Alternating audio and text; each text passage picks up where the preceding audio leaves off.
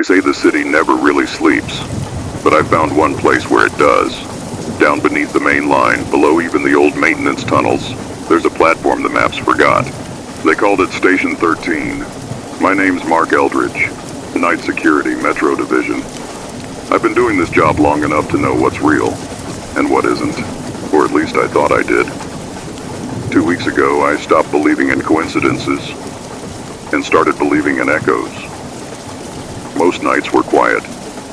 Just me, the hum of the lights, and the faint rattle of trains miles above my head.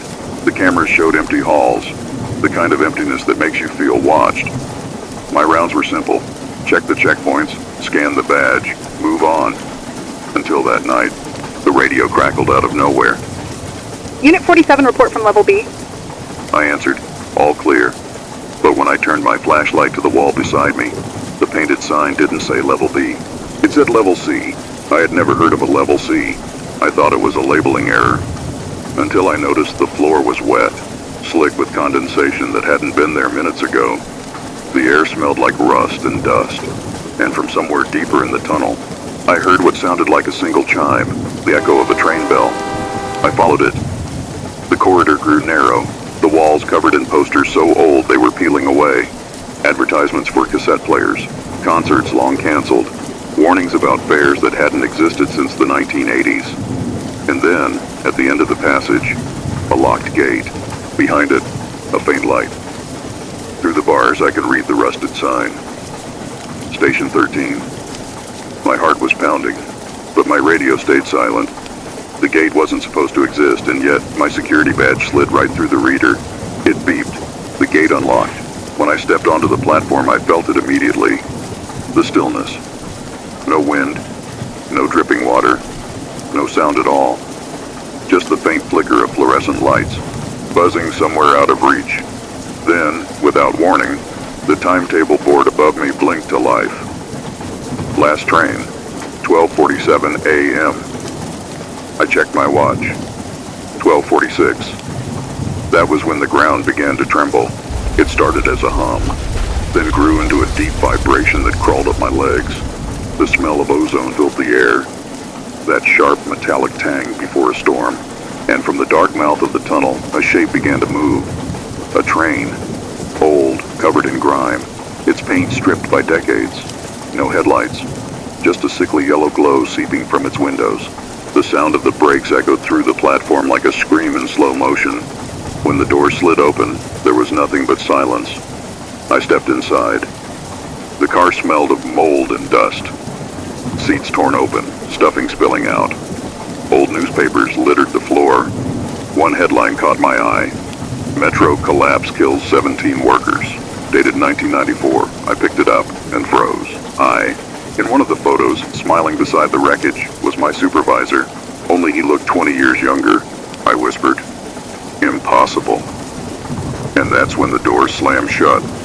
The train jolted forward, and the tunnel outside blurred past. But instead of concrete walls, I saw faces, pressed against the glass, pale and silent. Dozens of them, men in hard hats, women in coats from another decade. A child clutching a ticket stub that burned at the edges. An old woman knitting something red that never seemed to finish. Their reflections flickered between mine. Across the aisle, I saw him. A man sitting perfectly still, wearing the same Metro uniform as me. His badge said, Eldridge, Supervisor. My last name, my father's title. He looked exactly like me. Older, tired. And when he finally spoke, his voice was my own. "You finally came back," he said. I wanted to ask who he was, but he just smiled. "You already know. Station 13 was built over the tunnel collapse, the one that killed us." The lights flickered. He continued, "It reopens every few decades, always the same night, always calling someone who remembers the sound of the brakes." I shook my head. I wasn't even born then. He looked away. "That doesn't matter. You still carry the name." The train slowed, and when the doors opened, I was back where I started. Only everything looked older. Dust thicker, lights dimmer, the sign above the gate barely hanging on. I ran. Badge in hand, I slammed it against the reader. No beep, no click. Just the faint sound of footsteps behind me, walking in perfect rhythm with mine. I turned. The train was gone. But in the reflection of the glass wall, I saw myself, still sitting inside the car, waving goodbye as it rolled away. When I woke up, I was lying on the floor of a maintenance corridor. 2 workers found me, radio in hand, mumbling something about trains. They said there is no level C, no station 13, just sealed concrete, and a dead signal that's been inactive since 1994. I didn't argue, but later when I was back in the control room, I saw something on the CCTV feed. Camera 47, one that hadn't worked in years, came online for exactly 1 minute. Through the static I saw it, the faint glow of that old platform sign, Station 13. And stepping off the train was me, holding my badge. I still hear the brakes sometimes, even when I'm home. Maybe it's just the city settling, or maybe it's waiting for me to finish my shift.